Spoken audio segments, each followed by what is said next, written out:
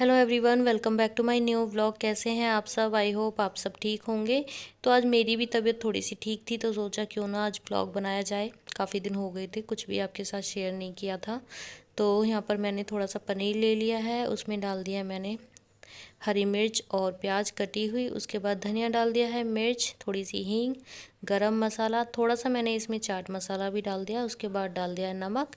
नमक देख कर डालें क्योंकि चाट मसाले में भी नमक होता है, तो इसलिए मैंने उसके हिसाब से ही डाला था। उसके बाद मैंने इसको कर लिया है अच्छी तरह से मिक्स, और यहाँ पर स्टफिंग जो है वो बनकर हो गई है तैयार। और आज मेरी आँख भी लेट खुली थी, पता नहीं क्यों, क्योंकि दवाई ले रही हूँ तो उसकी वजह से हो रहा है। आजकल मुझे नींद भी बहुत ज़्यादा आ रही है। तो जैसे ही आँख खुली थोड़ा सा लेट ही हो गया था, तो जल्दी से किचन में आई फ्रेश होकर अपना, और मुँह हाथ धोकर, और उसके बाद थोड़ी बहुत किचन को क्लीन किया, तुरंत आटा लगाया और उसके बाद स्टफिंग बना दी थी। और यहाँ पर पराठे भी टाइम से पहले ही मैंने बना कर रख दिए थे, बच्चों के लिए नाश्ते में दे दिए थे कुछ, और कुछ उनके लंच के लिए मैंने पैक कर दिए थे। तो बस बच्चों के लिए हो गया था। तो जिस जिसको पनीर के पराठे पसंद हैं वो आ जाइए, गर्मा गर्म पराठे खा लीजिए। तो यहाँ पर गर्मा गर्म पराठे बनकर हो गए हैं तैयार। और जिस जिसको पनीर के पराठे पसंद है वो कमेंट में ज़रूर बताना। तो मेरे हाथ के पराठे बच्चों को बहुत ज़्यादा पसंद आते हैं, और सच बताऊँ तो मुझे भी बहुत ज़्यादा पसंद आते हैं। काफ़ी टेस्टी बनते हैं क्योंकि इसमें जो टेस्ट होता है वो चाट मसाले का होता है। अगर आप भी पनीर के पराठे बनाना चाहते हैं, इसमें चाट मसाला ज़रूर डालें, इससे टेस्ट बहुत अच्छा आता है पनीर के पराठे का।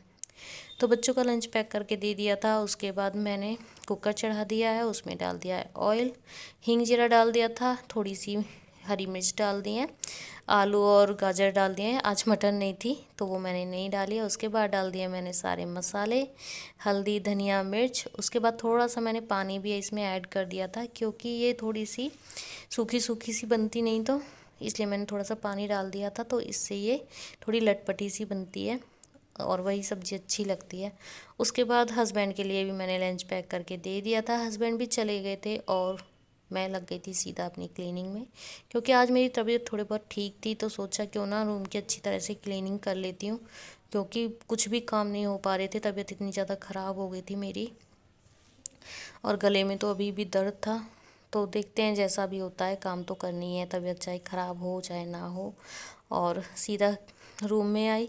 सबसे पहले मैंने जो कंबल पड़े हुए थे वो मैंने फ़ोल्ड करके रख दिए हैं, और उसके बाद मैंने बेडशीट को भी झाड़ कर बिछा दिया है। बेडशीट मुझे चेंज करनी थी लेकिन सोचा आज नहीं करूँगी, क्योंकि आज मुझे थोड़ी सी एक्स्ट्रा क्लीनिंग करनी थी रूम की, तो फिर मैं कल ही कर दूँगी।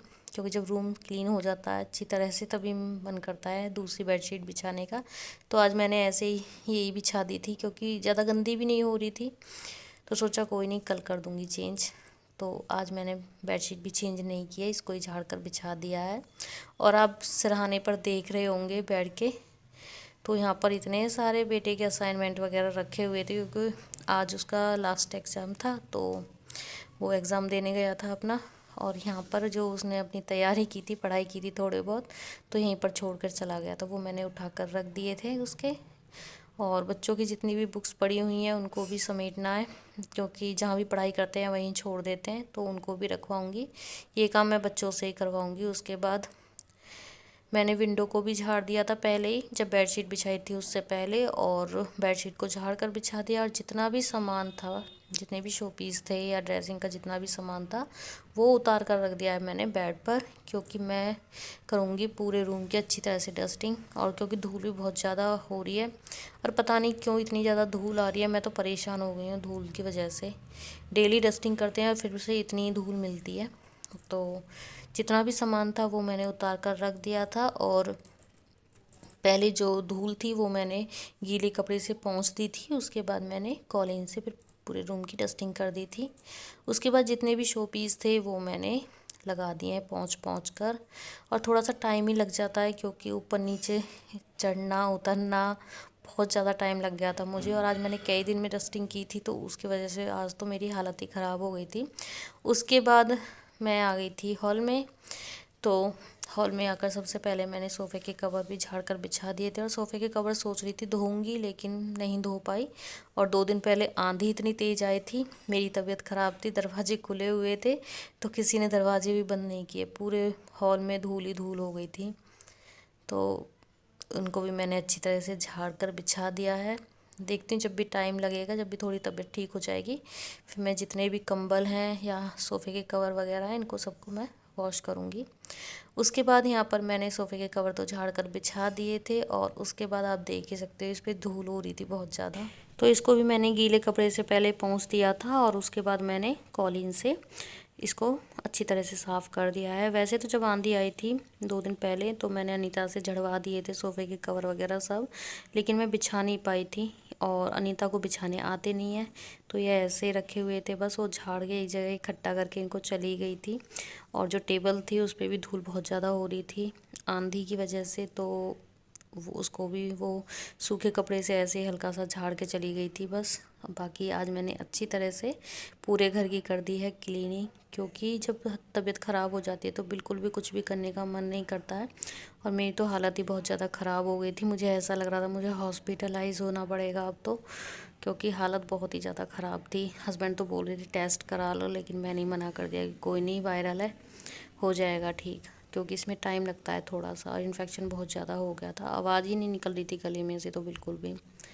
और उसके बाद यहाँ पर मैं आ गई थी किचन में, तो सबसे पहले आकर मैंने बर्तन साफ़ कर दिए हैं। उसके बाद मैंने सिंक एरिया को भी क्लीन कर दिया है और देखती हूँ जितने भी डब्बे निकलेंगे जो कंटेनर हैं किचन के, वो मैं साथ के साथ क्लीन करती जाऊँगी, क्योंकि मुझे किचन को भी क्लीन करना है। किचन भी बहुत ज़्यादा गंदा हो रहा है, जो सोचते हैं वो कभी भी नहीं होता है। मैं बहुत दिनों से सोच रही थी घर की क्लीनिंग करूँगी, लेकिन कुछ भी नहीं हो पा रहा था।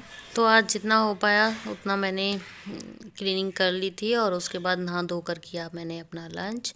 बाकी सब ने भी अपना लंच कर लिया था।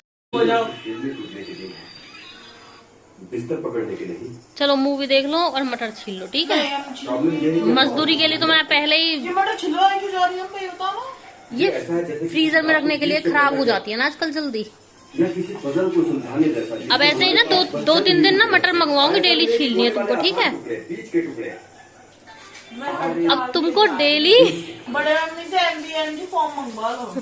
इसे सुलझाने ये स्कूल वाले का 15 दिन के 2-3 दिन 5-5 किलो मटर लिया, फ्रीज करके रख लेंगे फ्रीजर में, ठीक है। हाँ फ्रीज करके रख ले, खुद छीलेगा मटर, ठीक है। मैं भी नहीं छीलता, मैं थक गया। मैंने मेरी उंगलियों में दर्द हो रहा है, इतना लिख के आया हूँ रोज रोज।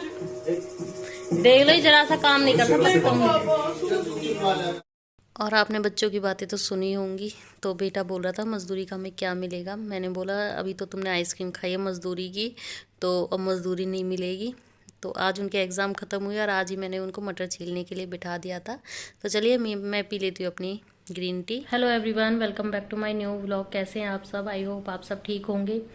तो आज है 24 मार्च और मैं आज आपको मिल रही हूँ। कम से कम 8-10 दिन हो गए होंगे। होली के बाद मैंने कुछ भी रिकॉर्ड नहीं किया था। थोड़ा बहुत मैंने 1-2 दिन बीच में रिकॉर्डिंग की थी, लेकिन उनका कोई फ़ायदा नहीं है, क्योंकि मैं वॉइस ओवर भी नहीं कर पाई थी, एडिटिंग ही नहीं हो पाई थी, तो कुछ फ़ायदा नहीं है उनका। तो आज सीधा मैं आपको 24 मार्च को मिल रही हूँ और डेट भी मुझे तब जाके याद आई है, क्योंकि आज बच्चों के एग्ज़ाम ख़त्म हो गए हैं। डेट भी याद नहीं थी, क्या चल रहा है क्या नहीं। तबीयत इतनी ज़्यादा ख़राब हो गई थी होली के बाद, तो कुछ भी मैं आपके साथ शेयर ही नहीं कर पाई। और आज है मंडे, 24 मार्च है, रात के बजे हैं 11। मैं लेकर आई हूँ अपने लिए ग्रीन टी, क्योंकि 8-10 दिन से कुछ भी ना तो डाइट हो पाई है, ना ही कुछ ग्रीन टी पी है मैंने, कुछ भी नहीं हुआ। तबीयत इतनी ज़्यादा ख़राब हो गई थी कि कुछ हो ही नहीं पाया था। दवाई ली है, दवाइयों से थोड़ा बहुत अभी आराम हुआ है। गले में अभी भी दर्द है, बोला नहीं जा रहा है ज़्यादा। तो चलिए इस वीडियो को करते हैं यहीं पे एंड। आपको ये वीडियो कैसा लगा? आपको ये वीडियो थोड़ा सा भी अच्छा लगा हो तो प्लीज़ चैनल को सब्सक्राइब ज़रूर करना, वीडियो को लाइक करना, शेयर करना। तो चलिए मिलते हैं आपसे नेक्स्ट वीडियो में, तब तक के लिए बाय बाय।